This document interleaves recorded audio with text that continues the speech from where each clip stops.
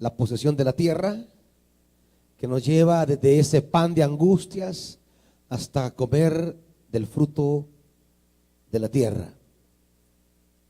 Vamos a iniciar con el capítulo 15. Tomaremos un texto base para iniciar la caminata y tomaremos el capítulo 15 de Éxodo.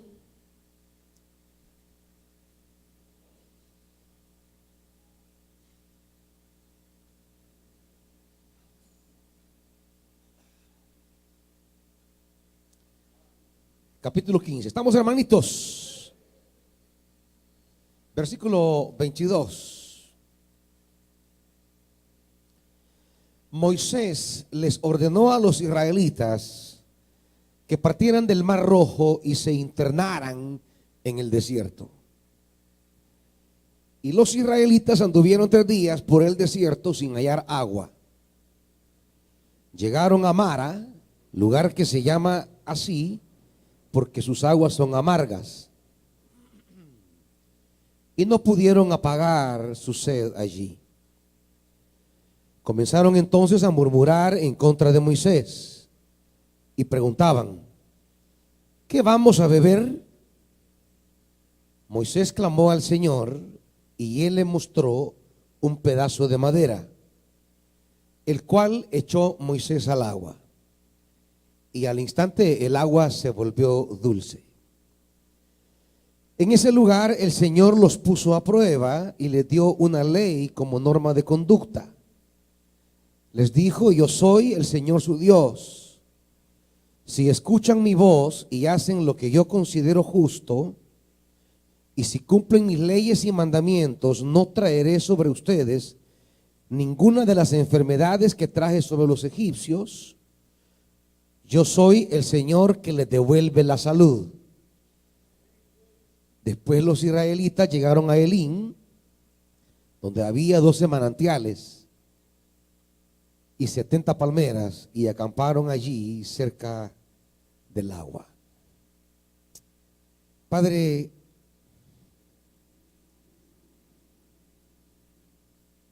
en esta caminata hacia la tierra que tú nos tienes, hay tantas cosas que pueden intervenir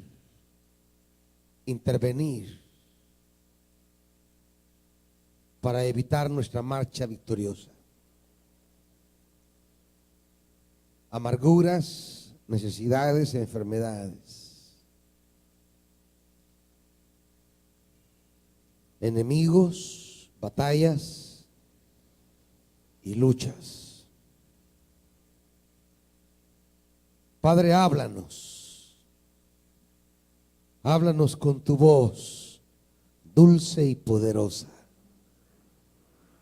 con tu voz que hiere pero que sana, con tu voz que quiebra pero reconstruye. Háblanos en el nombre de Jesús. Amén. Gloria a Dios. Siéntense, hermanitos. Inicialmente había, diríamos, 3 enemigos que Israel enfrenta en el capítulo 15. Hablamos del faraón, hablamos del mar y hablamos del desierto. De los 2 primeros se encargará Dios, porque Israel no puede.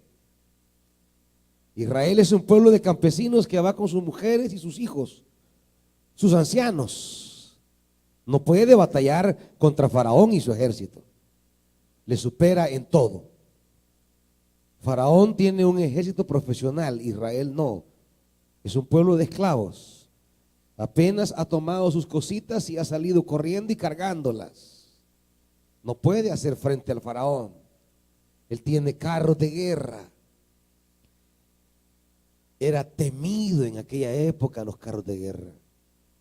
A veces nos cuesta entender estas referencias bíblicas porque tenemos un concepto de la guerra muy moderno y hablar de un carro de guerra nos suena muy atrasado. Y entonces no podemos entender la dimensión de tener un carro de guerra. Para aquellas guerras que se peleaban hombre a hombre, tener un escudo, una espada o una lanza ya era un avance enorme. Israel no los tenía. Ustedes recordarán que aún en el tiempo de Saúl, dice la Escritura, que solo Saúl y su hijo Jonatán tenían espada.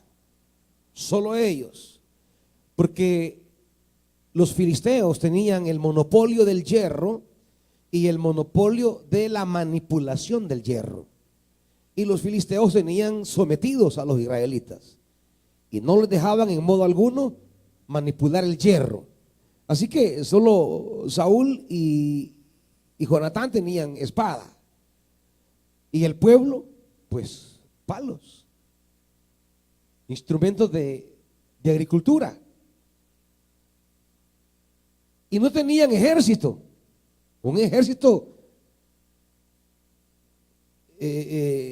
profesional, no tenían. No digamos un carro de guerra. Eso era, los carros de guerra tenían diferentes, diríamos, herramientas para destruir a un enemigo. Habían carros de guerra que estaban diseñados para que en el frente llevaran una especie de hélice con 4 navajas muy, muy afiladas. Eso era el frente. Y a la par de la hélice tenían unas lanzas incrustadas en el carro. Todo lo que se interpusiera sería partido en 4 por la hélice. Quedaría clavado en las lanzas. Y en las ruedas tenía una especie de cuchillas en toda la configuración de la rueda. Y todo el que pasara por esas cuchillas iba a ser partido a ambos lados. Un carro de guerra era un arma terrible que podía matar 50, 100 personas en una incursión. Era una cosa que daba miedo a los enemigos. El carro de guerra era, diríamos, el arma más moderna de aquella sociedad, destructora. Era la bomba atómica de aquella época. Era esos aviones terribles que destruyen ejércitos y ganan guerras. ¿Cómo le iba a ser posible a Israel a eso? ¿Cómo le vamos a hacer posible a enemigos más grandes y más fuertes que nosotros? ¿Cómo vamos a hacerle posible? ¿Cómo le haremos frente a adversidades que nos superan, que triplican en fuerza, en potencia, en capacidad, en furia, en venganza? Por eso Israel tuvo miedo. Por eso Israel dudó y murmuró. Y le reclamó a Moisés que por qué los había sacado para irlos a dejar tirados en el desierto hecho pedazos. Porque Faraón venía con todos sus carros de guerra. Faraón no venía a visitarlos, Faraón venía a destruirlos. Faraón venía encolerizado. Faraón venía enojado. Faraón venía molesto. Dispuesto a matar a los que no quisieran regresarse y a hacerlos retornar al cautiverio. Israel tenía miedo. No podía. Pero Dios se encargó de ellos. Dios hace lo que no puede hacer ningún ejército. Porque cualquier ejército derrota a otro en el campo de batalla, en tierra seca. El Dios nuestro destruye al ejército contrario donde nadie lo destruye, en el profundo del mar, en la profundidad del agua. ¿Qué ejército ha destruido a otro en la profundidad de un mar? Nadie. Los ejércitos se enfrentan y se destruyen en tierra firme, en campo de batalla, en tierra seca.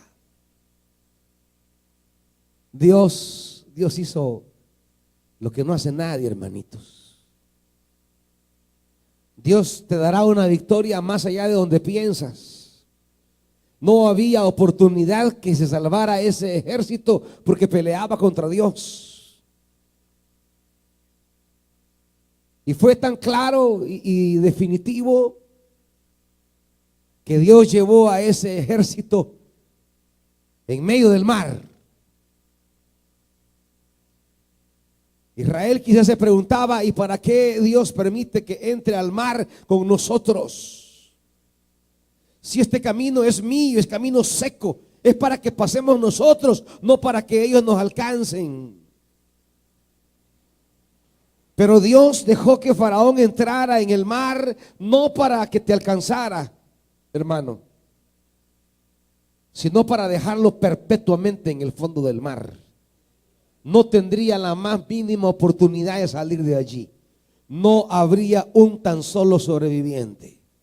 Cuando Dios pelea por ti, nadie va a sobrevivir. Si tú lo haces, va a dejar vivo a tu enemigo.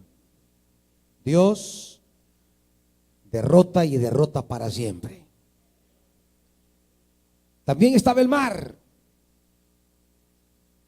Si no podían destruir una fuerza humana, ¿cómo iban a destruir una fuerza cósmica? Porque eso era el mar para el mundo de aquel entonces. Por eso todos los relatos de la creación, tanto de el Enuma Elish en Babilonia como el Popol Vuh, todos hablan de que la creación surge de un conflicto entre el mar, que es el caos, que representa ese adversario, ese enemigo, y que de ahí va a surgir la creación. Y siempre el ser humano en la antigüedad consideraba al mar como un enemigo imposible de vencer. ¿Por qué? Porque era inaccesible para ellos. Ellos podían surcar las montañas, atravesar los desiertos, cruzar los valles, pero no podían entrar en el mar. El mar era un mundo misterioso para ellos. La navegación no era algo que era conocido todavía para ellos. Eso viene de un periodo muy tardío. El mar en la antigüedad llegó a representar ese misterio insondable, inexplicable, y que era lo único que se levantaba en contra del hombre y que el hombre no podía conocer, entrar ni dominar. El mar era algo que le temían los seres humanos. Se crearon una serie de leyendas y epopeyas acerca del mar. En la Biblia el mar va a representar también ese enemigo que se opone. Por eso se hablará mucho del poder de Dios sobre las aguas, para decir que el mar, las aguas no son adversidad para Dios, no son enemigos para Dios.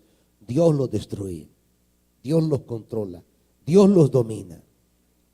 Si no pueden manejar una fuerza humana, ¿cómo van a manejar una fuerza cósmica? Imposible. Si no pueden derrotar al poderoso ejército del imperio, ¿cómo van a manejar el mar que está frente a ellos? En tu marcha de esos ejércitos grandes y poderosos que te persiguen y de esos enemigos misteriosos e imposibles de manejar por tu mano y que están delante de ti, de esos el Señor se encargará. No importa si es humano o cósmico, si es material o inmaterial, si es carnal o espiritual, no importa. El reino de las tinieblas no puede contra ti, iglesia. No importa. Se levante quien se levante. Nadie puede contra el pueblo de Dios en su marcha victoriosa hacia su Canaán celeste. Nadie. Nadie, iglesia, nadie. No importa cuántas legiones se levanten. No importa las enfermedades que lleguen a tu vida. Las necesidades más profundas de esas fuerzas cósmicas, naturales o humanas, Dios se encarga, hermanitos. Pero hay un tercer enemigo que es el desierto. El vasto, terrible desierto, como dice Deuteronomio. Pero ese adversario, Dios te lo deja a ti para que lo camines. Porque no es el desierto, diríamos en sí, sino todo lo que hay en el desierto. Las necesidades que te va a crear el desierto. Los enemigos que van a aparecer de la nada en el desierto. Las preguntas que te vas a hacer acerca de tus promesas, acerca de Dios en el desierto. Las luchas que vas a tener en esta marcha. Esta noche vamos a hablar de un tramo del desierto, el tramo que nos plantea Éxodo. Mañana vamos a hablar del tramo que nos plantea Números. Y cómo Israel fue a lo largo del desierto enfrentando una serie de circunstancias que tienen paralelos y similitudes con nosotros ahora. Por eso el apóstol Pablo en 1 Corintios 10, acompáñenme. Él toma como paralelo de la vida cristiana la caminata de Israel en el desierto. 1 Corintios capítulo 10.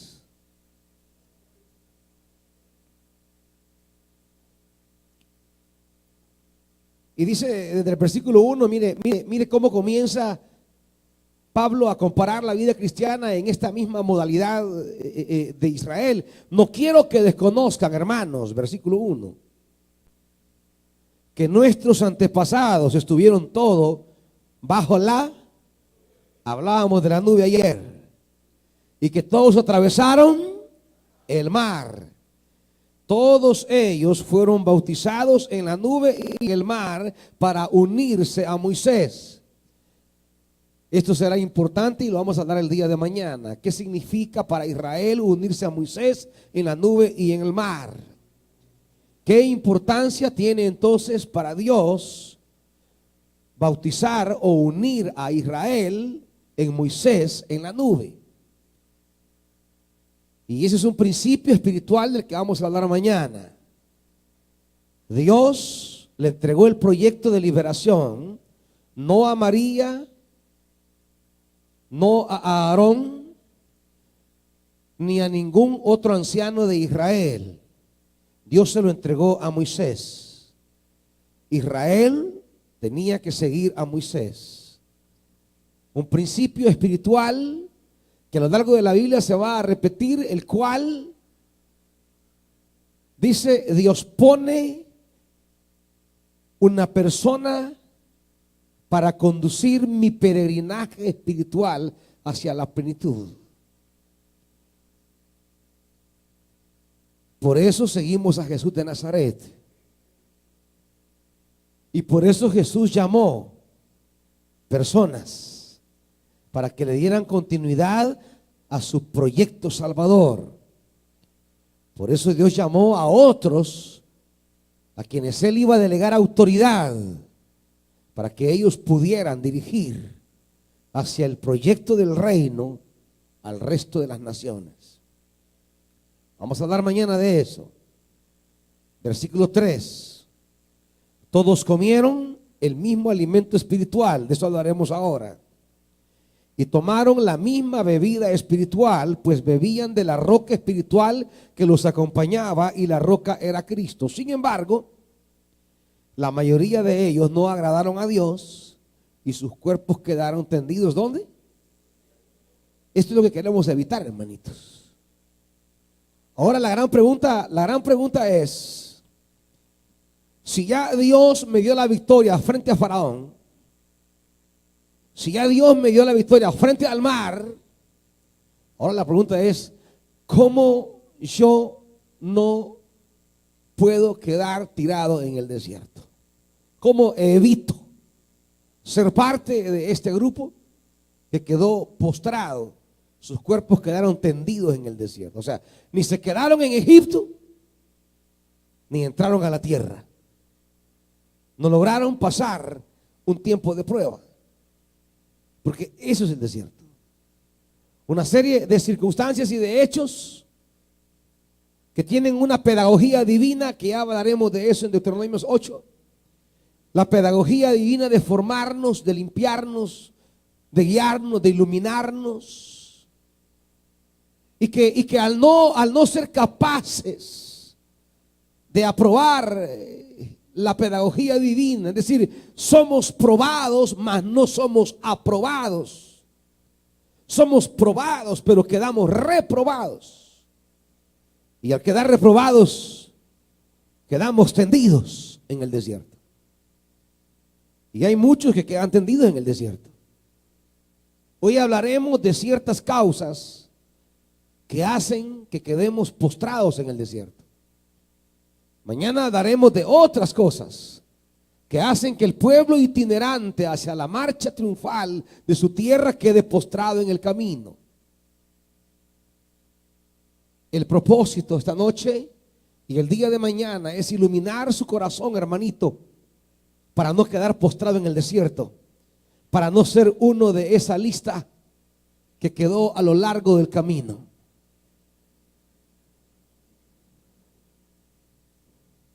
En lo personal,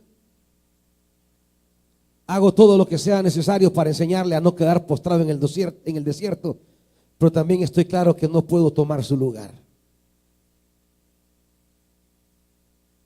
Yo le enseño la palabra, le enseño el camino, le muestro el rumbo, pero no puedo decidir por usted. No puedo tener fe por usted. No puedo obedecer la palabra por usted. Y el desierto son los momentos en los que usted tiene que decidir por usted mismo. Moisés perdió a toda la nación prácticamente a lo largo del desierto.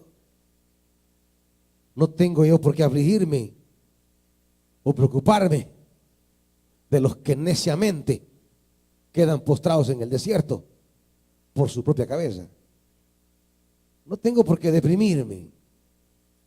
Hay pastores que sufren por eso. Hay pastores que se deprimen por eso.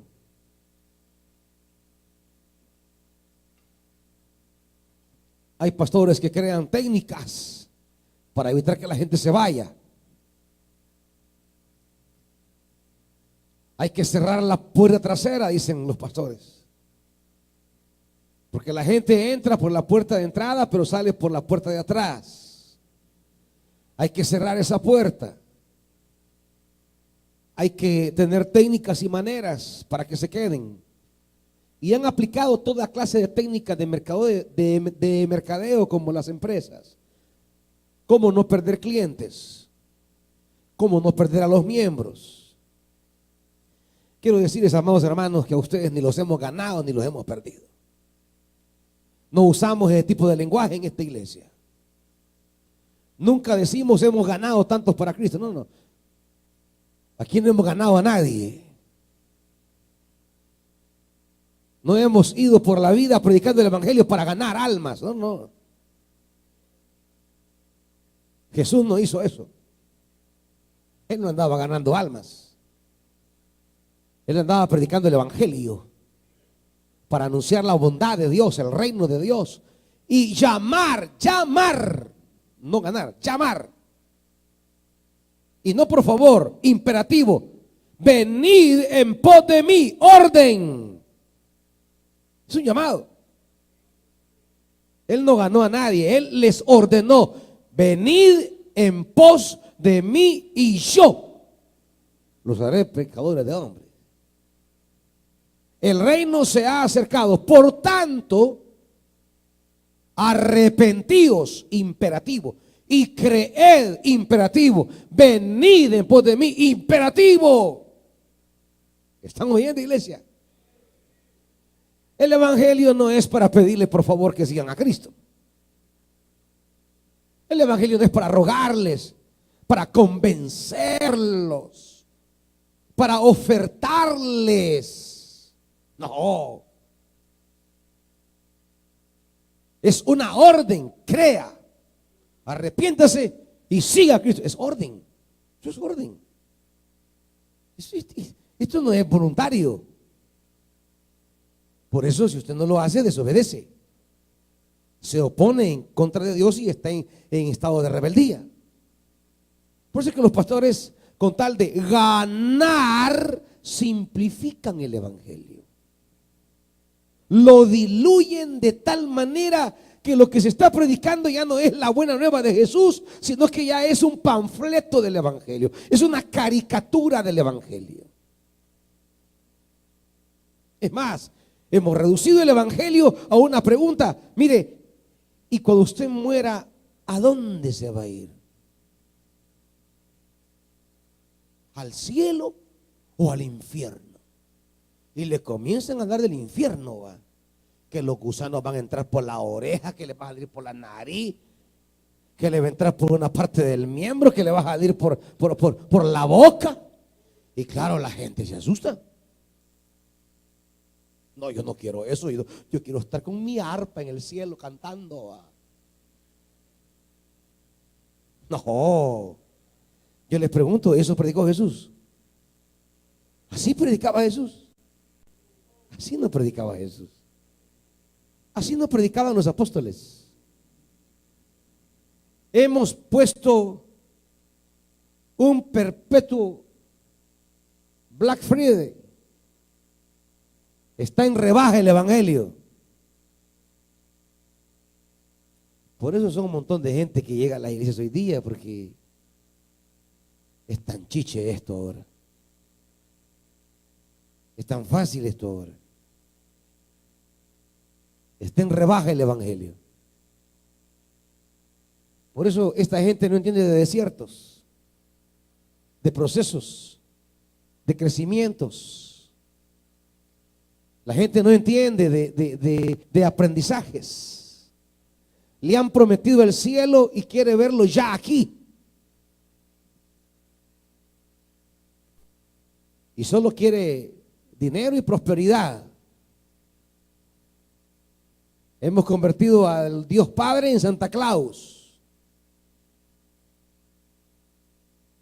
Así no es la Biblia, hermanitos. Así no plantea la Biblia el asunto. A nadie de ustedes hemos ganado. Los que están aquí es porque escucharon el llamado de Dios a través del evangelio. Y tampoco lo hemos perdido. El que se va quiere dejar de escuchar el llamado del evangelio, punto.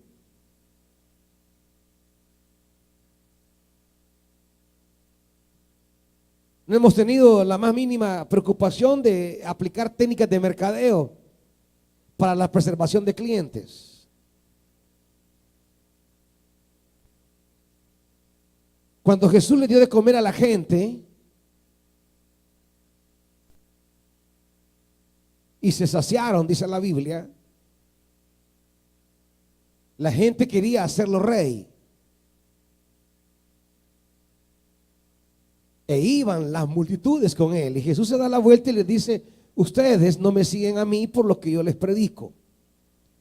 Ustedes no me siguen a mí porque ven y entienden las señales que yo hago. No, ustedes me siguen a mí porque les doy de hartar. Así decía la antigua versión. Y así debe traducirse correctamente. Claro, la Biblia la suavizan porque les doy de comer. Pero la idea es fuerte en el griego. Ustedes me siguen porque los aliviano. Ustedes me siguen porque los tengo boquita que querés. Ustedes me siguen porque conmigo tienen para sus necesidades.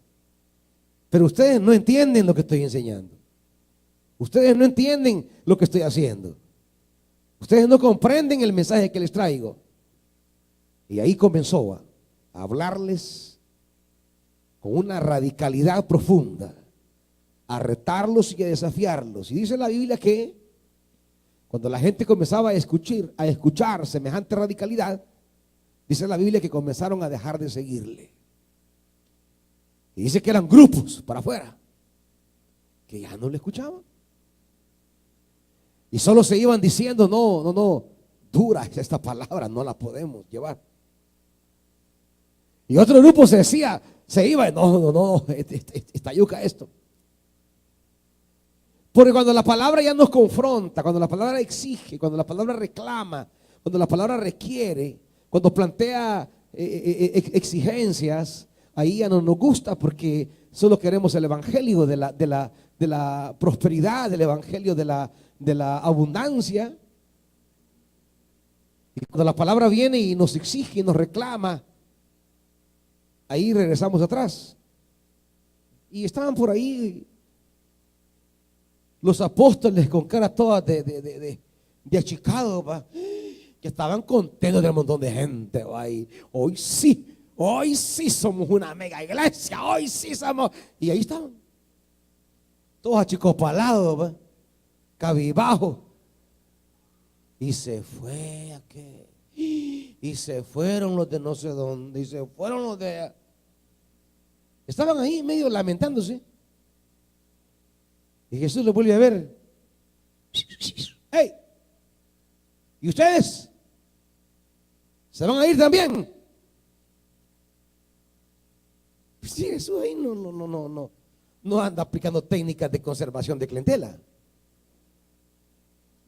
No, hey, ¿ustedes qué onda? ¿Se quedan o se van? ¿Qué pasa? Si se quieren ir, váyanse.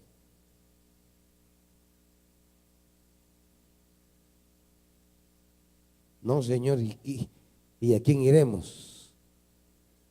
Solo tú tienes palabras de vida. No, aquí nos quedamos. Solo tú tienes palabra. Eso es lo que necesitamos, palabra. Es lo que la gente no tiene, no escucha, los jóvenes no atienden. Oír palabra de Dios. En la palabra Dios les está dando su futuro. En la palabra Dios está construyéndolos, renovándolos, guiándolos, iluminándolos.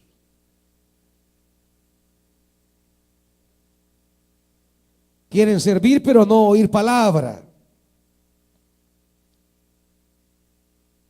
Quieren andar para arriba y para abajo pero no oír palabra. Algunos hasta se enojan cuando los sientan a oír palabra. Por eso hay muchos que tarde o temprano, y más temprano que tarde, terminan cayendo postrados en el desierto porque no aprenden a oír palabra, tomando decisiones tan absurdas, porque no aprenden a escuchar palabra. Es que a mí me gusta servir, trabajar. Sí, está bien, se los he enseñado, pero un servicio sin palabra no va para ninguna parte. Si es sugier y sirve sin palabra, usted no es sugier, usted es portero, como cualquier edificio. Si usted está en seguridad pero no oye palabra, usted no es seguridad de la iglesia, es guachimán.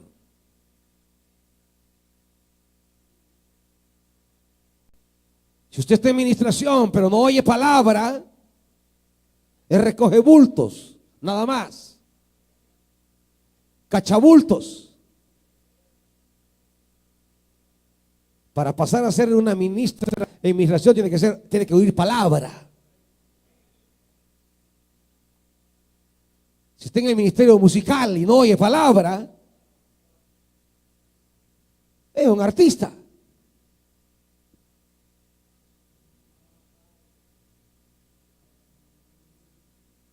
Si usted está en atención a pastores y no oye palabra, es de can nada más.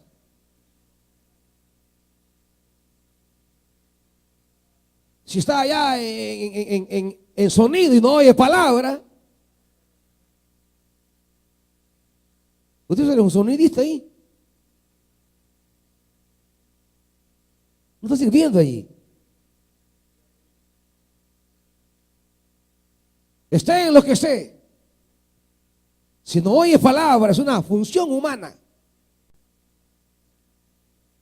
Es la palabra lo que marca la diferencia. Es la palabra lo que define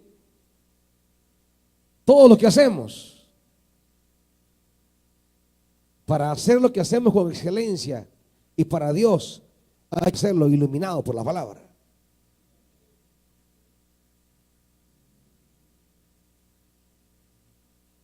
De la mayoría de ellos no agradaron a Dios y sus cuerpos quedaron tendidos. Usted está hoy aquí. Yo no quisiera verlo tendido en el 2019, hermanito.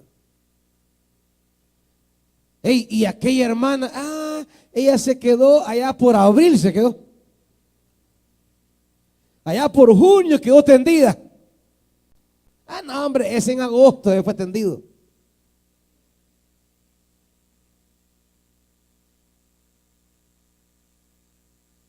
Fueron quedando muchos. Y dice el versículo 11. Todo esto le sucedió, ¿para qué, hermanitos? Para servir de ejemplo. Lo que Israel vivió en el desierto es para que nos sirva de ejemplo. Así que hay que poner atención entonces a lo que Israel va a vivir en el desierto, hermanito. Porque Dios te está hablando en el ejemplo de Israel. Ya si no entendés de plano, ya es de agarrarte a cinchazos como Jesús en el templo.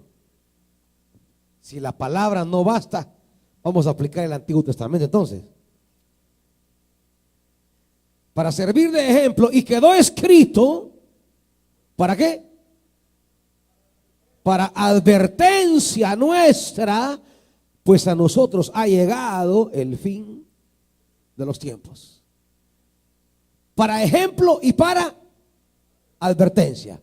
Ejemplo y advertencia. Ejemplo y advertencia. Caminar entonces en la experiencia de Israel en el desierto no es en vano, es para tu ejemplo y para tu advertencia. Ejemplo porque lo que a ellos le pasó también nos puede pasar a nosotros.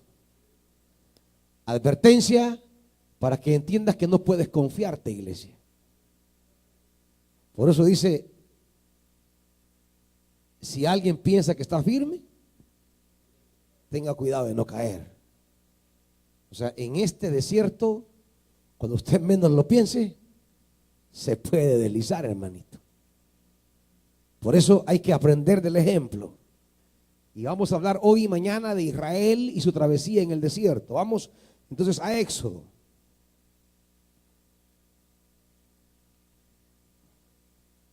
Israel se encontró ya en el desierto con una primera realidad.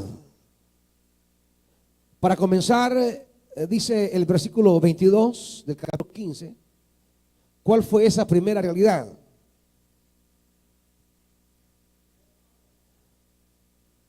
$22, solamente uno está leyendo, pues. En el desierto no había, y cuando por fin dieron agua, 23 eran aguas amargas.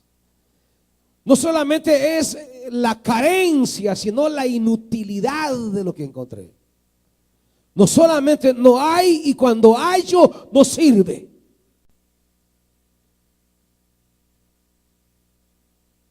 Aguas amargas. La gente le pregunta a Moisés, ¿qué vamos a beber? 3 días sin beber bajo el sol candente del desierto. Es cierto que la nube les protege y no les cae el sol directo, pero la sed siempre da por el simple hecho de estar marchando. El entorno seco del desierto,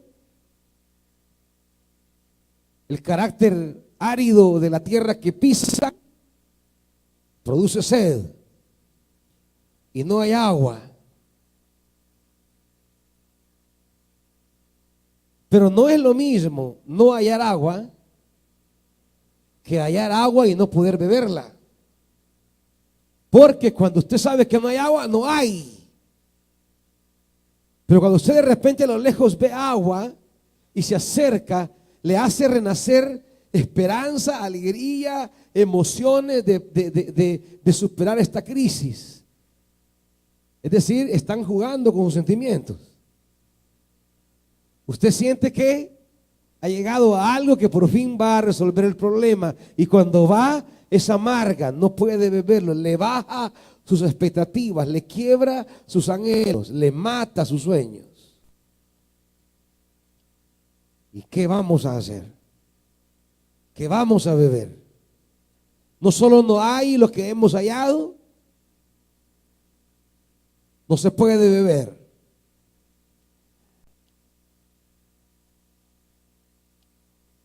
Amargura, versículo 25, pruebas o enfermedades en el 26.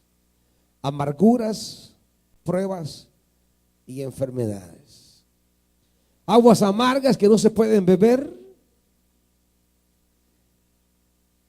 En ese lugar el Señor puso a prueba, dice el versículo 25, y en el 26 Dios les promete no enviar ninguna enfermedad de las que mandó a Egipto, porque yo soy el Señor que te devuelve la salud.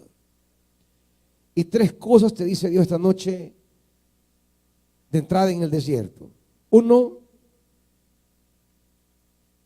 tú no puedes seguir con las amarguras que llevas, hermanitos. Esta noche debes de dejar que Dios transforme tus amarguras. No puedes seguir la marcha así. Aguas amargas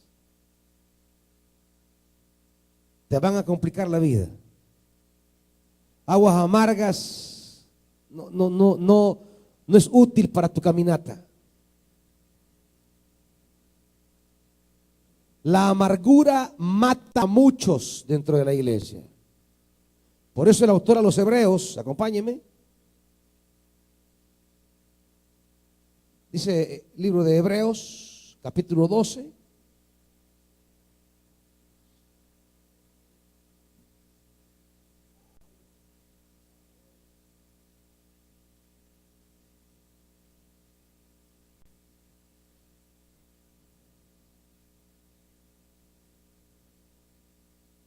hablando el autor acerca de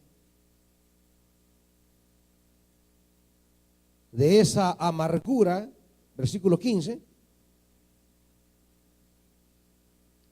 12:15, asegúrense de que nadie deje de alcanzar la gracia de Dios, de que ninguna raíz amarga brote y cause dificultades y corrompa, oiga esto, la amargura. Mire el poder de la amargura. Que brote raíz de amargura. ¿Y qué produce?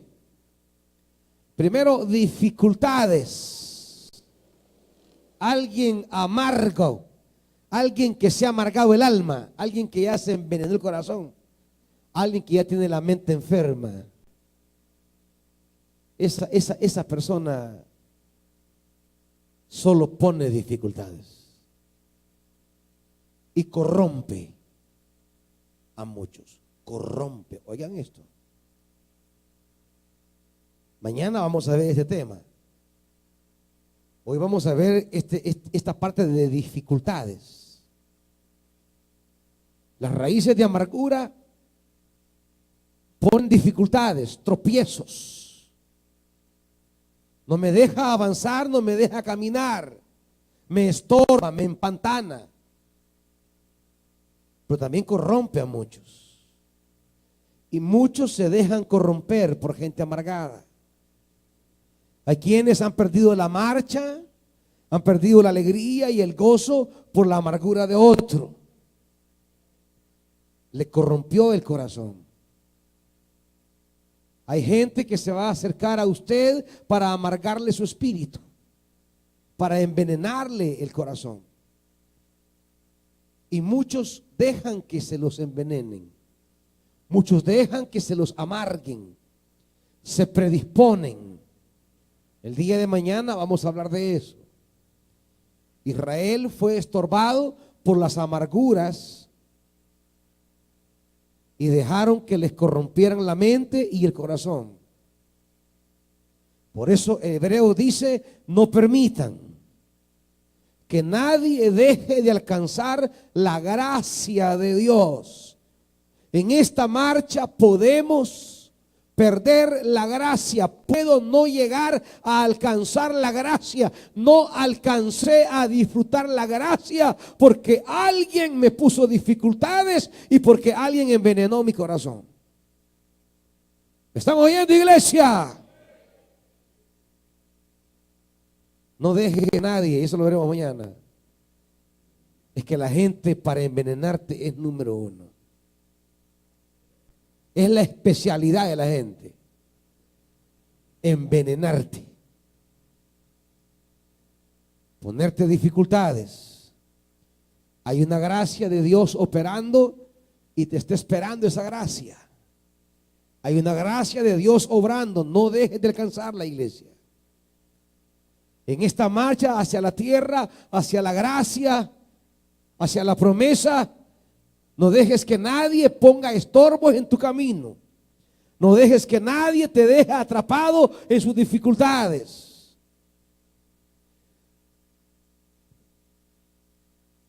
Amarguras contra las familias,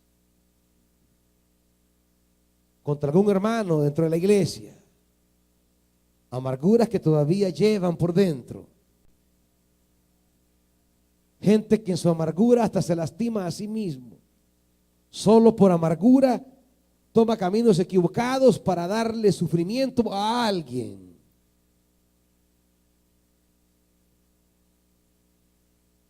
Gente que en su amargura no mide las decisiones que toma.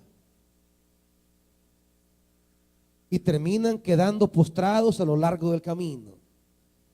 No alcanzan a llegar, a alcanzar la gracia de Dios. No logran alcanzar. No logran llegar. Quedan postrados en el desierto. Y eso es un problema para todos aquí, hermanito. Aquí nadie está exento. El apóstol Pablo dice: yo mismo no pretendo haberlo alcanzado ya. Por eso dice: el que quiera que está firme, mire que no caiga, porque de repente, como dice Pablo, no sea que yo, habiendo sido heraldo para otros, yo mismo venga a ser eliminado. O sea, yo que fui heraldo, imagínense el riesgo que plantea Pablo. Yo, dice Pablo, el apóstol, estoy en este peligro también. Todos estamos en este peligro, hermanito. Imagínese usted a mí, aquí me ve predicando y al frente de la obra y no estoy seguro. No he llegado todavía. Tengo que estar atento, tengo que estar velando, tengo que estar cuidando, porque de repente en una arena movediza puedo irme. De repente una serpiente puede picarme. Un alacrán. Una necesidad. Cualquier cosa puede confundir mis pensamientos.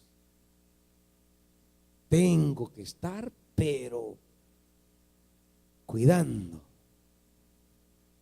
¿Dice? Usted está igual, hermanito. Si ni yo estoy seguro, ¿y usted qué? ¿Por qué se descuida? ¿Por qué se descuida? ¿Por qué pierde el ritmo de la marcha? ¿Por qué se deja dominar por dificultades?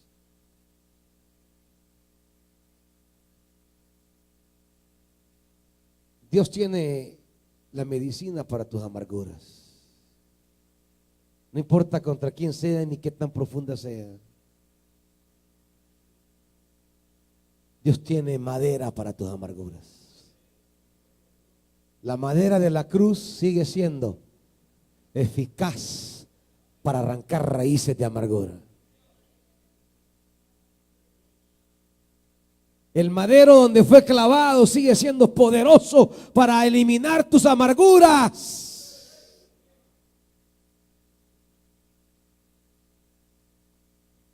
Dios los puso a prueba, dice la Biblia, en el 25. Son días de prueba. La misma palabra que usa Génesis 22, vamos rápido.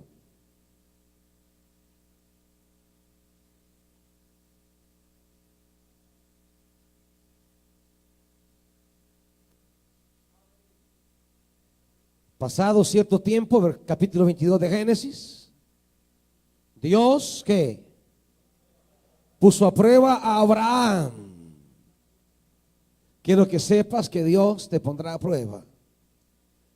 Y estos días Dios te pondrá a prueba. Poner a prueba es someterte a un ensayo, a un examen, exponerte a una valoración. Dios quiere calificarte, quiere examinarte. Y Dios siempre llega a probarnos. Y el desierto es un lugar maravilloso de prueba. Allí fue también Jesús. Pero si algo nos enseña Jesús, es que se puede vencer la prueba en el desierto. Y ya veremos las dos cosas que Él tenía para vencer la prueba. Solo quiero ver brevemente aquí el caso de Abraham. Dios puso a prueba a Abraham y le dijo a Abraham, y él dijo: aquí estoy, Señor. Y Dios no le pidió, porque Dios no pide, Dios ordena. Y cuando Dios te prueba, te ordena, no te está pidiendo nada. A veces nosotros decimos: Dios te pide, casi que es una manera de hablar como que fuésemos nosotros. Pero realmente Dios no le pide nada a nadie, Dios le ordena. Ya lo dije acerca de Jesús. Dios le ordenó: toma a tu hijo, el único que tienes y al que tanto amas, y ve a la región de Moriah. Una vez allí, ofrécelo como holocausto en el monte que yo te indicaré. Esta orden le cayó a Abraham como un balde de agua fría. 25 años había esperado la promesa y un día la promesa llegó.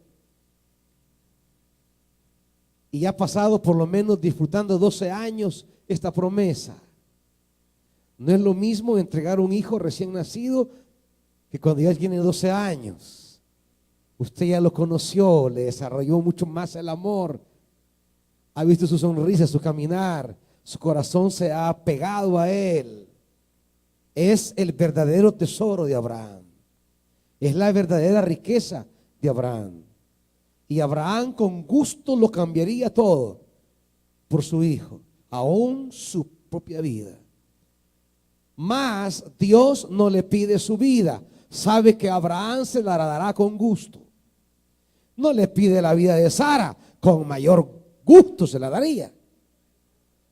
No le pide la ayuda, no le pide la vida de su ganado, no le pide sus riquezas, no le pide nada de eso. Le pide lo que amas, que tanto amas. Tu hijo, tu único, tu amado. El corazón de Abraham está en su hijo. Es la promesa que siempre deseó. Es aquello por lo que tanto aguardó. 12 a 14 años lo lleva disfrutando. Es su verdadera riqueza. Y de repente llega la prueba de Dios. Quiero calificar a Abraham. Quiero saber cuál es su calificación de cara a mí. Y le dice, dame eso. Y sorprende la respuesta de Abraham. Yo le pido a Dios una fe como la de Abraham. Yo quisiera responder así. No quisiera titubear. No quisiera dudar ni negociar. Abraham se levantó de madrugada, ensilló el asno, cortó la leña y junto con 2 criados y su hijo se encaminó hacia el lugar que Dios le había indicado. No hay discusión con Dios, no hay reclamo con Dios, no hay murmuración con Dios, no hay negociación de nada. Dios le pidió eso y eso debe darle, punto, no hay más. No hay más. Esa es la definición de fe en la Biblia. Eso es lo que Dios quiere que Israel tenga en el desierto. Estamos acostumbrados a caminar con nuestras normas de seguridad amparados a seguridades humanas. Pero el desierto es la caminata en la que no tengo más seguridad que la palabra de Dios.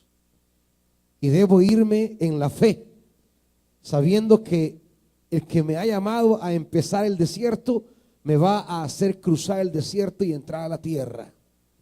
Pero esa fe hay que verla, hay que probarla, hay que crecerla, hay que pulirla.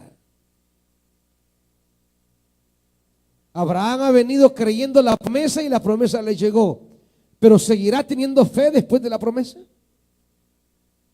Una vez habiendo obtenido la bendición, seguiré teniendo fe. Hay quienes tienen fe para recibir la promesa, pero una vez con la promesa pierden la fe. Y sabe una cosa, uno lo mira aquí en la iglesia, ¿sabe? Gente sirviendo, gente haciendo votos al Señor, por ejemplo, para que Dios cumpla la promesa, que su familia esté en el camino de Dios. Y sabe lo paradójico, que una vez habiendo obtenido la promesa, pierden la fe y ahora son ellos los que ya no están en el camino de Dios. Está la mamá, está el papá, está el hermano, la abuelita, los tíos o los hijos, menos ellos.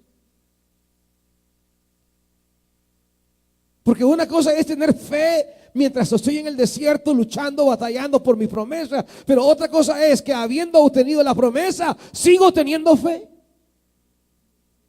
Y la gente pierde la fe, porque como ya tiene la promesa, se queda disfrutando, viviendo, alegándose, o se siente ya como sin presión. Siente que ya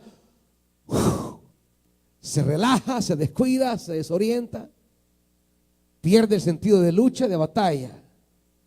Abraham ya lleva 12 años disfrutando su promesa. Recibió la promesa, la tiene en sus manos, pero la pregunta es, ¿sigo teniendo fe? ¿Sigo obediente? Ahora Dios lo va a probar y le dice, dame lo que amas. Y Abraham sorprende la respuesta inmediata, sin titubear. Yo no sé, este hombre es una inspiración a la fe, en verdad.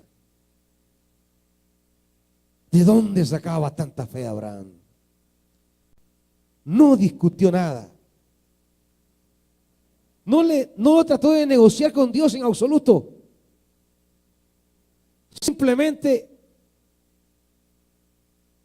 al amanecer, cuando aún estaba de noche, se levanta, se prepara y se dirige a donde Dios lo lleva.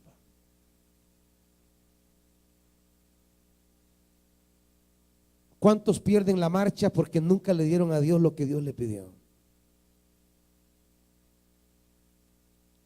Nunca una relación vuelve a ser igual cuando no le dan lo que usted pidió. Nunca. Cuando ya caminan por rutina o por costumbre. Cuando ya caminan porque tienen que hacerlo, pero ya no hay satisfacción adentro.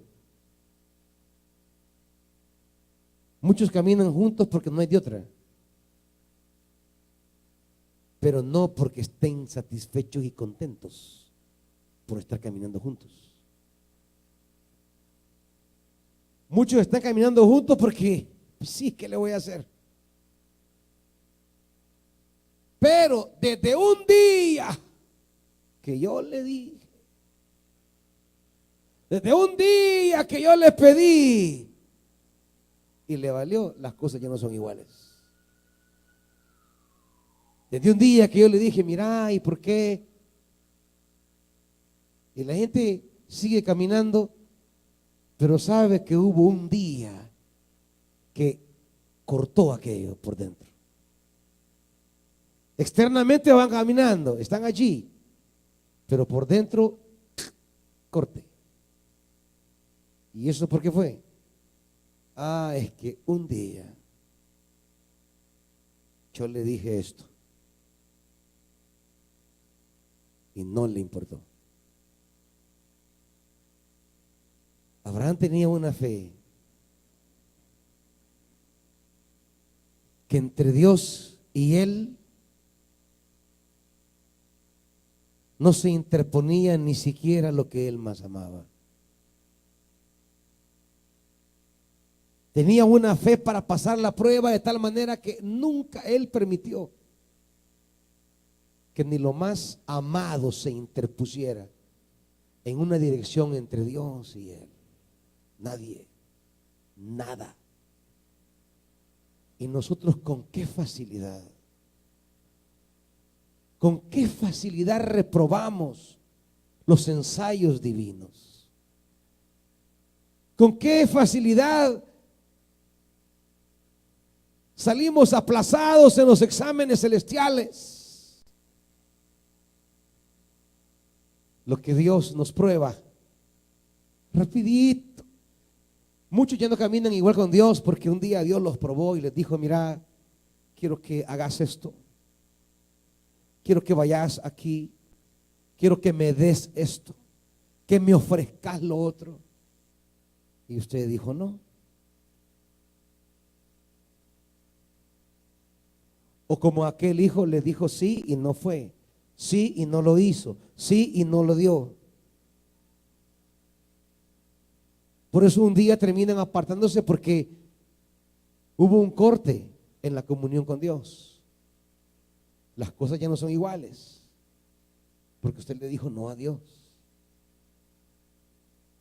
Y el Espíritu, dice la Biblia, no apaguéis al Espíritu, no contristéis al Espíritu. Nuestras negativas a las peticiones de Él son un corte en nuestra relación con Él. Él se contrista y las cosas no caminan igual. Ya nada es igual cuando le decimos no a lo que Él nos dice. Ya nada es igual cuando Él llega y te prueba. Prepararle fiesta al Señor es prueba para muchos aquí. Porque Dios te dirá, quiero que hagas esto. Quiero que vayas a esto. Quiero que me ofrezcas esto. Quiero que me entregues esto. Y cuando brota el no de nuestro corazón, las cosas no vuelven a ser igual. A veces cuando Dios te pide lo que más valora, lo que más estima, lo que más amas, y decimos no, quiere decir entonces que hay algo que amas más que a Dios, que necesitas más que a Dios. Y hay gente aquí que con gusto dejarían a Dios, pero no a la novia. Con gusto dejarían a Dios, pero no al novio. Con gusto dejarían de servir, pero no dejarían el trabajo. Con gusto se apartaran del camino de Dios, pero no dejarían del camino que llevan. Israel fue probado en el desierto. Vendrán pruebas, no son castigos, son exámenes divinos. Dios se para frente a ti y te va a examinar, a ver cómo le respondes. Por eso dice Deuteronomio capítulo 8, acompáñenme. En esto de la pedagogía divina. Capítulo 8 de Deuteronomio, versículo 2.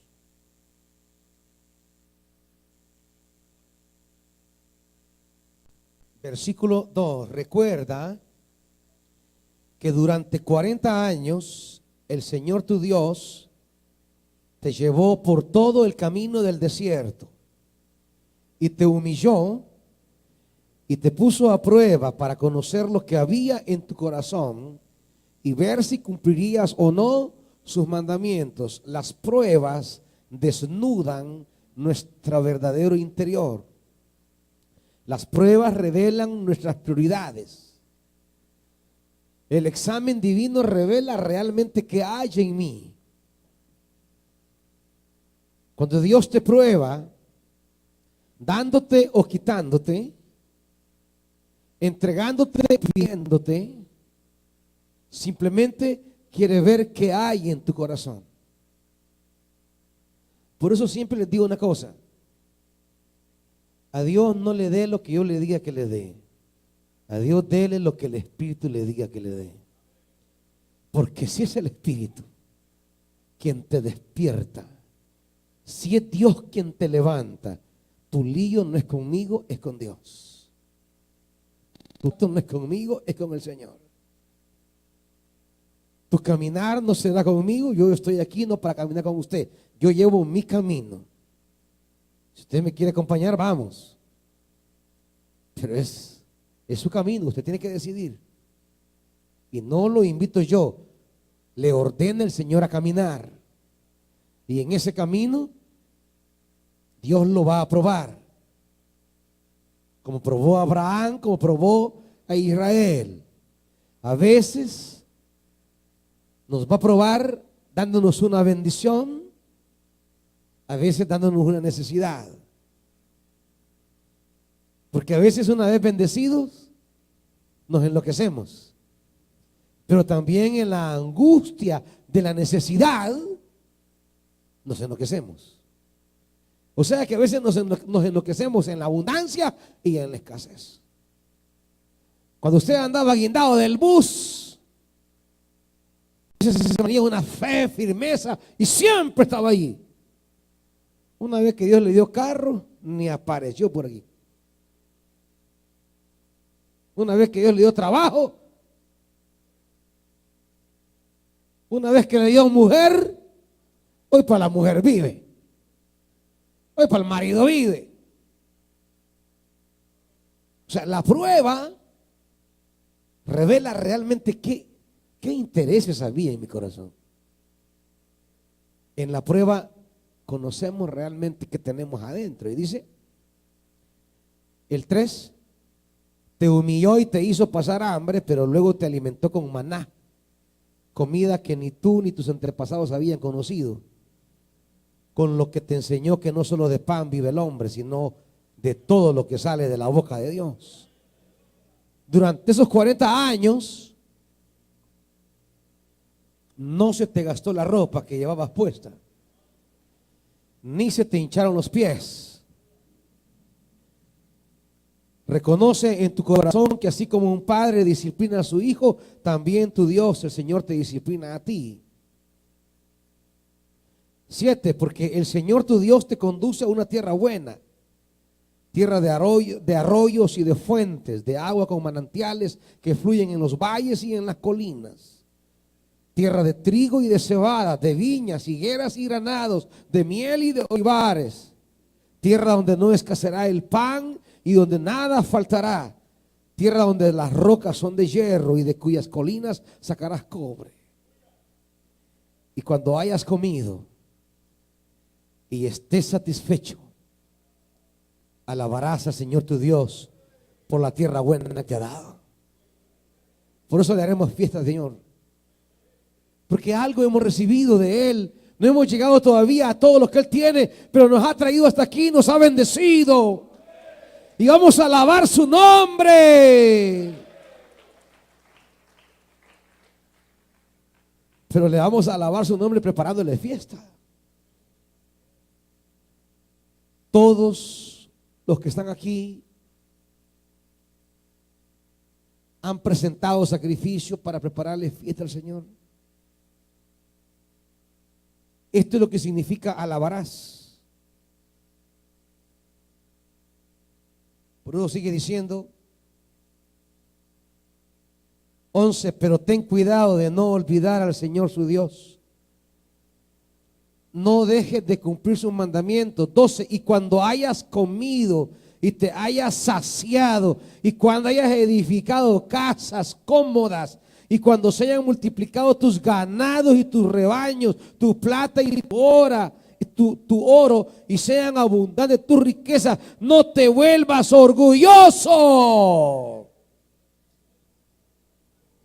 Ey, ya se te olvidó cuando aguantabas hambre, ¿o?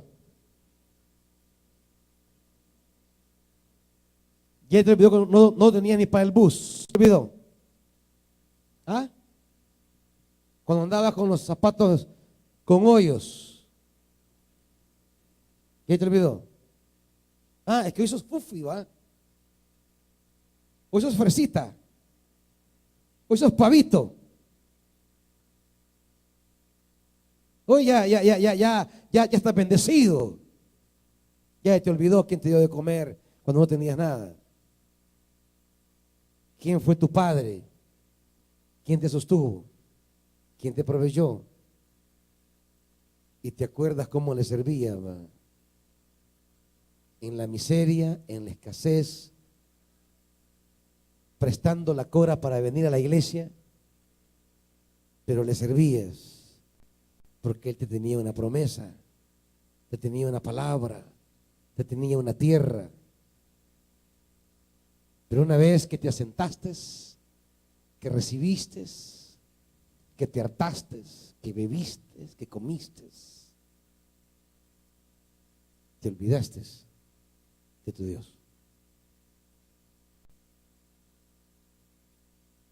Y Deuteronomio dirá: no te olvides de tu Dios. No te olvidaste de Él en la necesidad, no te olvides de Él en la prosperidad. Pero hoy, como solo en de belleza pasaba, ya sentís que venir aquí a la Betania ya no es para vos. Ya andás buscando ya por la San Francisco una iglesia.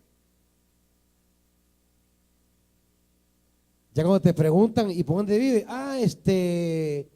En San Salvador. Ya no decís Apopa, ni Mariona. Yo conocí una persona que así decía. ¿Y dónde vive? Le dije, en la carretera de Oro. Pues sí, pero si la carretera de Oro comienza por aquí, por la Constitución, y se va hasta por San Martín. ¿Por dónde? Por carretera de Oro. Pues sí, pero ¿por dónde? Ahí por la pasarela que está el primero. O sea, aquí en Mariona. Sí, en Mariona. ¿Y en Mariona, pues? ¿Cuál es el problema? ¿Qué tiene? O sea que cuando ya medio nos andamos ahí llevándonos de finuche, ya nos olvidamos de dónde venimos. Iglesia, nunca olvides que tu Dios fue contigo en el desierto y lo será también en la abundancia.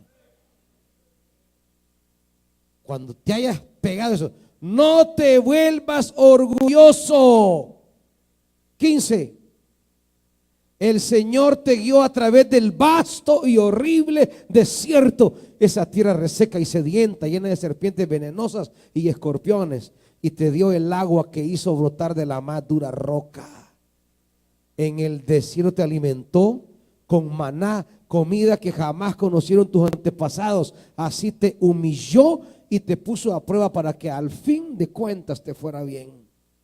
No se te ocurra pensar: esta riqueza es fruto de mi poder y de la fuerza de mis manos.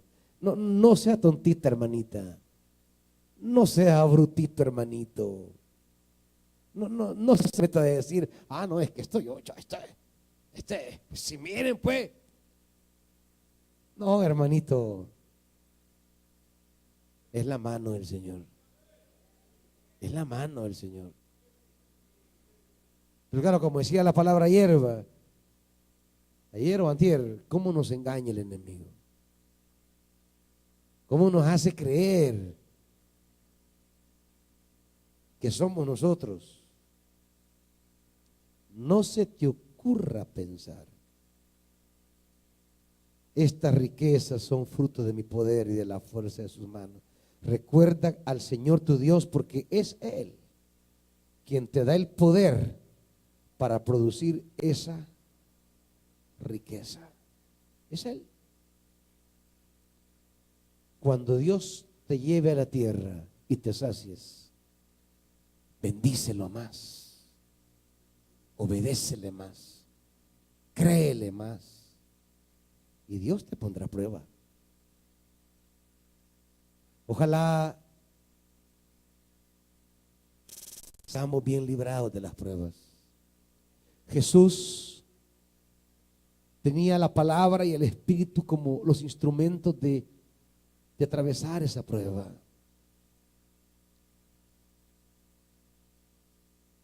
Es de lo que tenemos que estar tomados, de la palabra. Cuando el enemigo le ponía una prueba, él se salía con una palabra. Se alimentaba de la palabra y lleno del Espíritu. Solo así pasamos las pruebas. Quiero cerrar en el capítulo 17.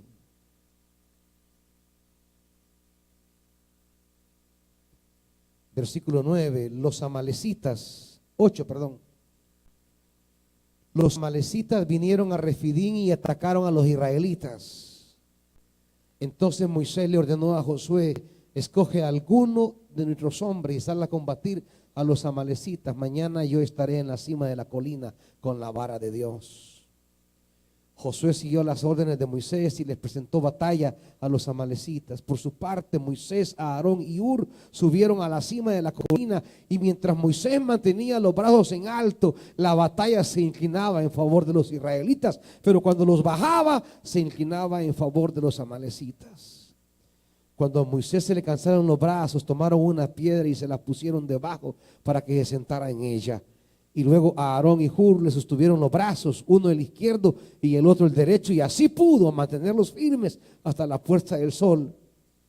Y fue así como Josué derrotó al ejército amalecita a filo de espada. Y Moisés edificó, ¿qué? Versículo 15, hermanitos. ¿Qué edificó Moisés? Un altar. Y lo llamó: el Señor es mi estandarte. Y exclamó: echa mano al estandarte del Señor. No solamente hubo necesidad, no solamente hubo hambre y sed en esa prueba,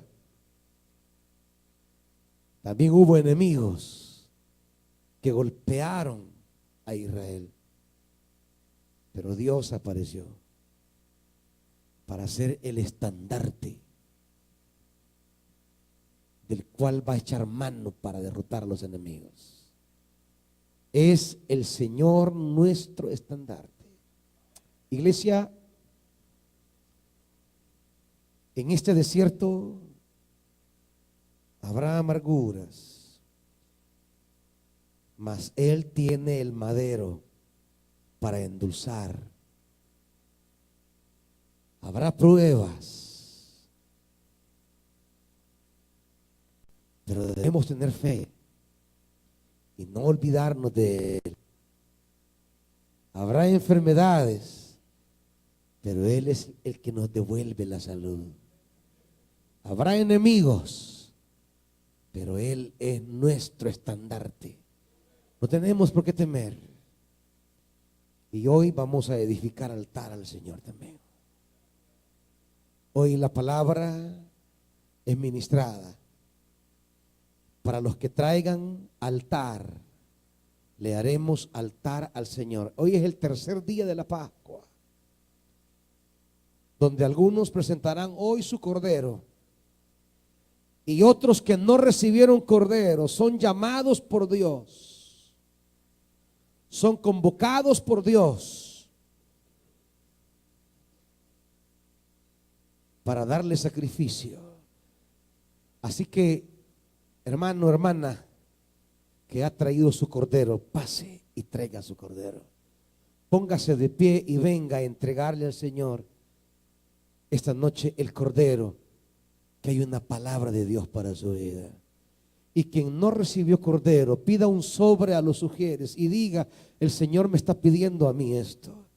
El Señor quiere que le entregue esto. Yo le entrego hoy a Dios esto. Pida su sobre y sea obediente y tráigale al Señor lo que el Espíritu le está pidiendo. Traiga al altar, aquí hay un altar que vamos a levantar. Los que traen cordero, sacrificio, tráigalo. Los que presentan ahora, adelante, hermanitos.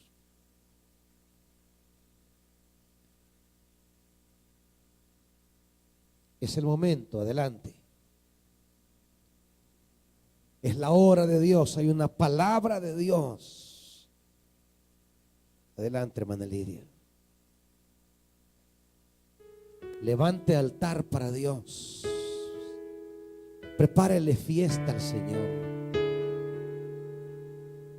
Hágale fiesta a Dios. No se resista a nada de lo que el Espíritu le está hablando, diciendo, pidiendo. Adelante, muñeco, adelante. Gloria a Dios. Qué bonito. No recibió cordero, pero él hizo algo bonito para el Señor. Dios lo está viendo. Esta noche hay una palabra. Abraham levantó altar. Moisés levantó altar. Noé levantó altar. Porque levantar altar es reconocer a Dios y darle gracias. Es volver al lugar donde Él nos llamó, y el lugar que yo señalare, dice el Señor. Gloria a Dios, muñeco. Gloria a Dios. Hay altar para Dios esa noche. Lo que Dios le mueve, obedézcale al Señor.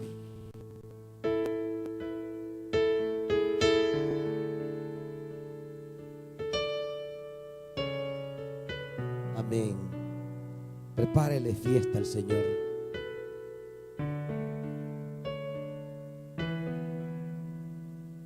Abraham no fue rebelde a la voz de Dios.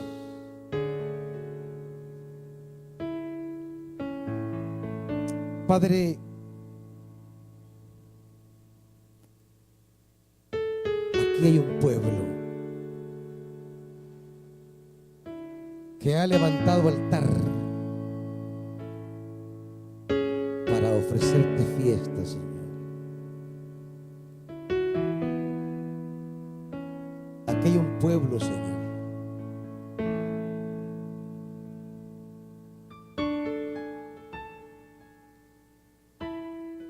que viene creyendo la palabra.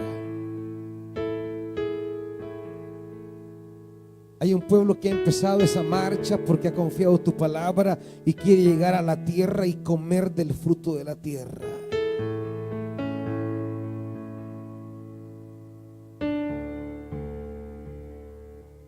Padre bendito,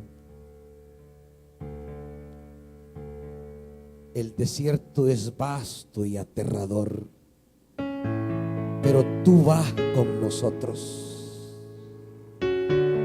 El desierto asusta, pero tu palabra nos acompaña y nos sostiene.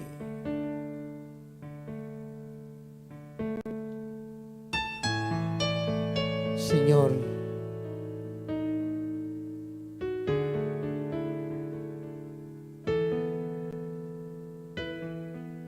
estamos delante de ti.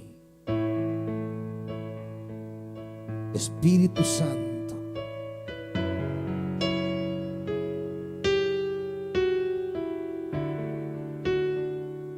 hoy levantamos altar para el Dios que nos da la victoria.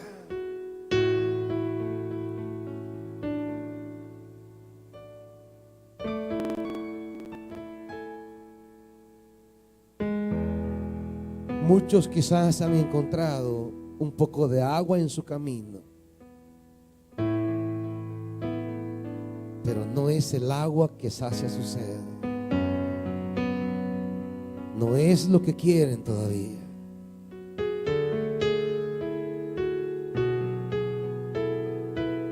No están satisfechos y en su corazón dicen, pero esto no es lo que quiero.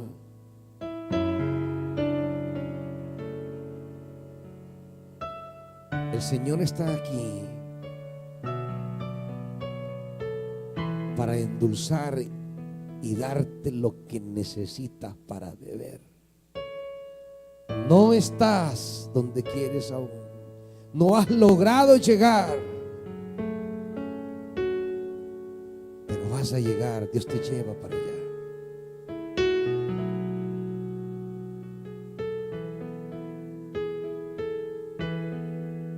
Quizá en el 2018 has estado en un lugar y tú dices, todavía no es esto. Todavía no es lo que anhelo. Quizás tu corazón se ha amargado en algún momento, mas ahora el Espíritu Santo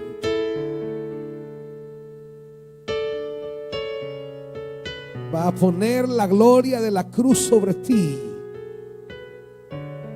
y te va a entregar lo que va a saciar tu sed. Aquello que tú dirás, hoy sí, esto sí, así quiero. Has buscado esa plenitud. No has querido estar allí ni así. Y tu corazón se ha entristecido. Solo tú lo sabes y tu Dios.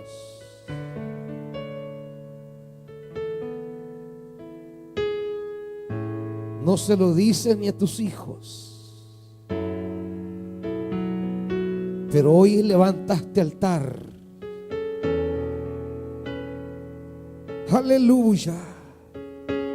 El madero de la cruz tornará en dulzura y en alegría tu tristeza.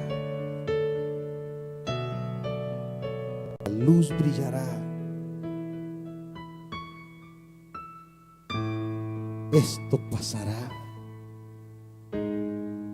Tu corazón se alegrará. Oh, aleluya. Días de amargura quedarán atrás.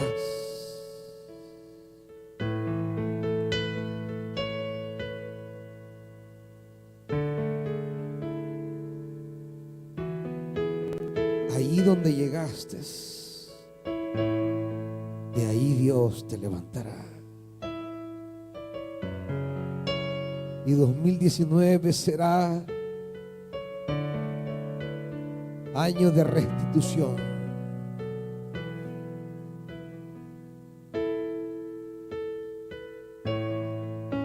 No termines llorando el año, porque tu Dios hoy te da una palabra de levantamiento.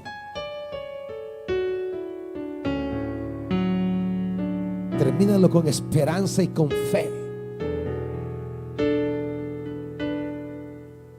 porque tu Dios es el Dios que te devuelve.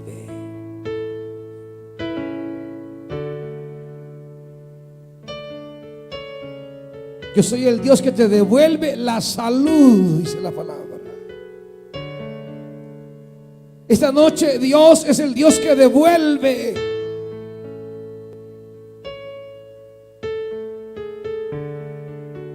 tú has levantado altar, Dios te devolverá. Esta noche tu Dios te dice: yo soy tu Dios que te devuelve.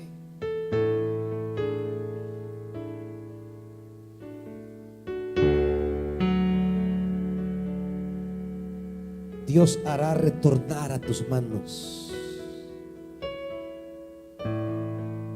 lo que un día tuviste. Dios hará retornar a tu casa. Dios hará volver a tu familia. Dios te devolverá a tu lugar. Dios te devolverá. Has levantado altar, has reconocido su bondad.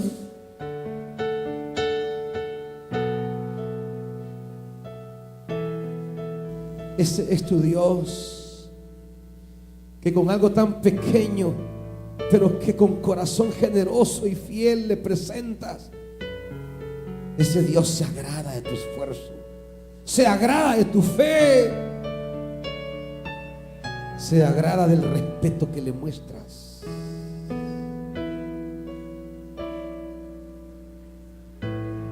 Oh, aleluya.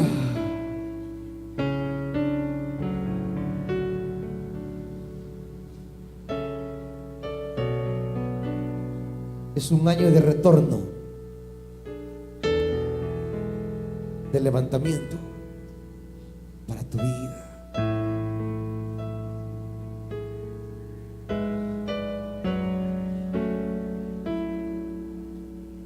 Es un año para que eches mano al estandarte de Dios. Dios es tu bandera. Podrá levantarse el enemigo y golpearte, pero Dios es tu bandera. Tus enemigos huirán delante de ti. Tus enemigos se irán delante de ti.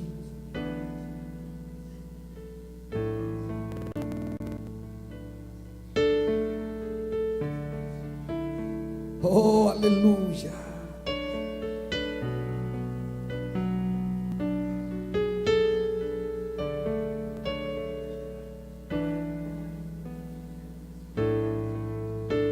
Tú has estado adoleciendo de tu enfermedad.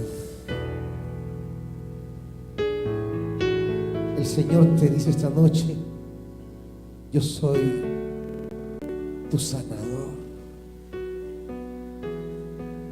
Yo soy tu sanador. Este gesto de obediencia, de respeto a Dios, traerá sobre ti algo que ni los hombres han podido hacer, porque así es el Señor, porque así es tu Dios. Que hay un pueblo, Dios, que en lo que ha estado pensando este año y estos días es en hacerte fiesta. Eso es lo que ha estado pensando. Y han hecho sacrificio, se han limitado de algo para traerte a ti. Y ahora, Señor,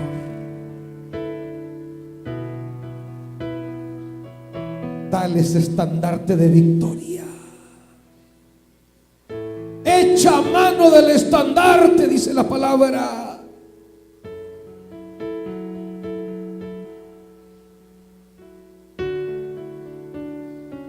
Alza tu mano, hermanito, hermanita, como que tomas una bandera en tu mano. Este es mi estandarte, el Señor es mi estandarte. El Señor es tu estandarte. Hay victoria, hay sanidad, hay restitución.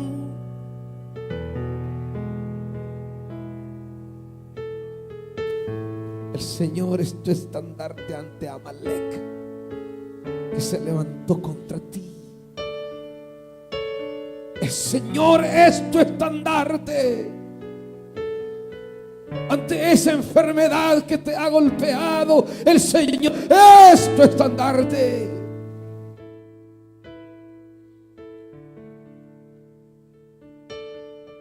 Oh, sí.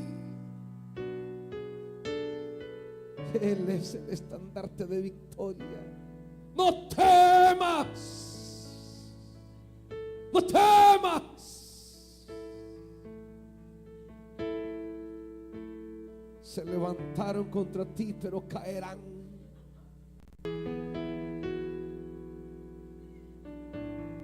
Serán echados a tierra.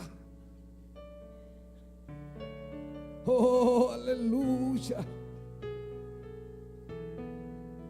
Se han burlado, mas no saben la alegría que trae para ti el estandarte.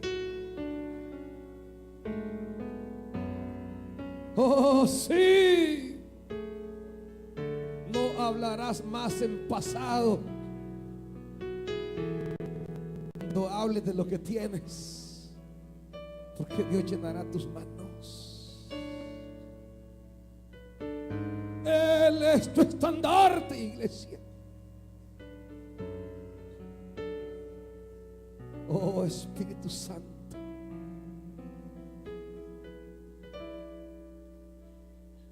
Da dulzura,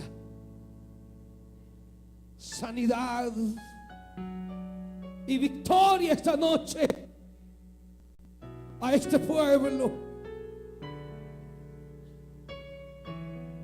Mantente firme, porque hay promesa.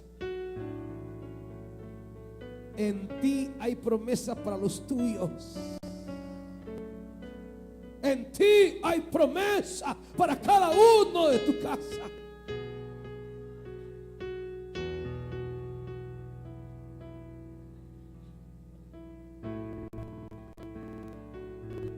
Allí en Abraham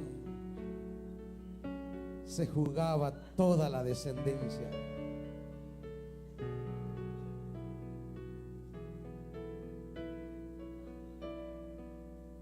En la fe que esta noche has demostrado al Señor, levantando altar para Dios.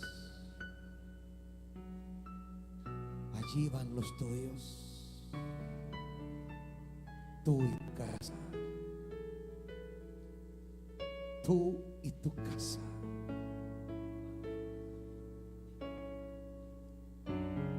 Oh Padre, en el nombre de Jesús,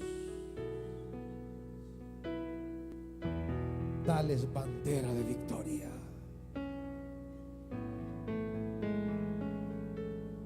Que ondee con victoria la bandera que hoy entregas.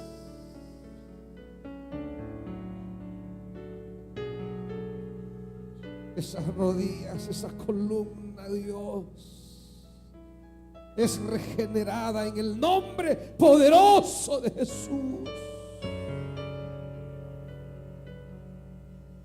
Esas sombras en la radiografía, Señor,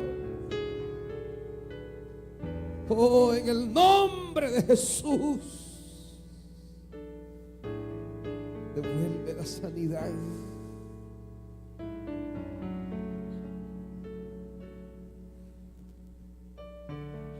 Oh, Cristo bendito, toca ese riñón que angustia. Toca ese riñón que angustia, Dios. En el nombre de Jesús, hay altar, Dios, por la victoria esta noche.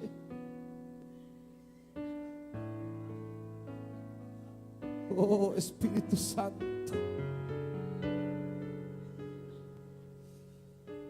toque ese hígado santo, toque ese hígado, Dios.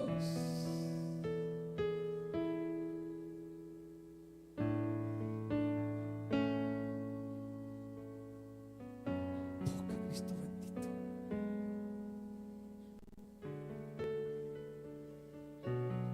Devuelve alegría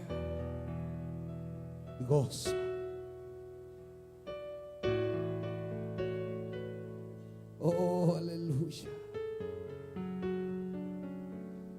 aleluya, Dios. En el nombre glorioso de Jesús lo proclamamos, lo anunciamos. Aleluya. Amén.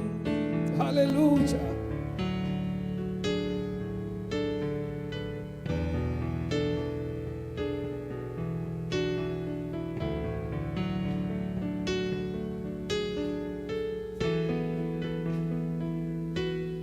Dios de pactos, que guardas tus promesas, que cumples tu palabra, que guías mi destino.